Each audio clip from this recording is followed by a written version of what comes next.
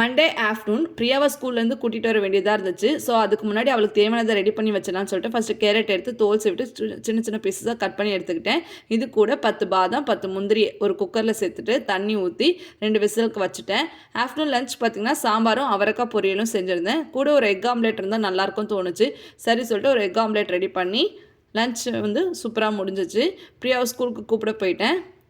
அவளை ஸ்கூல்லேருந்து கூட்டிகிட்டு வந்ததும் நல்லா வெந்திருந்துச்சு. அதில் இருக்க பாதாமில் இருக்க தோலெல்லாம் எடுத்துகிட்டு ஒரு மிக்ஸி ஜாருக்கு ட்ரான்ஸ்ஃபர் பண்ணிவிட்டு கொஞ்சமாக பால் ஏலக்காய் போட்டு ஒரு பேஸ்ட் மாதிரி ரெடி பண்ணி எடுத்துக்கிட்டேன்.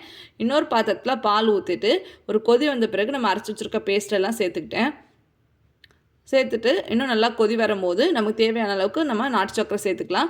நாட்டு சக்கரை பதிலாக நீங்கள் வெல்லம் கூட ஆட் பண்ணிக்கலாம், இல்லை ஒயிட் சுகரும் ஆட் பண்ணிக்கலாம். கிட்ஸ் கொடுக்குறது இருந்தால் கண்டிப்பாக நாட்டு சக்கரை சேர்த்துக்கோங்க. கூட கொஞ்சமாக நட்ஸ் சேர்த்துட்டிங்கன்னா சூப்பரான கேரட் பாதாம் மில்க் ஷேக் ரெடி ஆயிடுச்சு. இது கண்டிப்பாக நீங்கள் கொடுங்க, ட்ரை பண்ணி பாருங்கள், ரொம்பவே நல்லாயிருக்கும். தேங்க்ஸ் ஃபார் வாட்சிங்.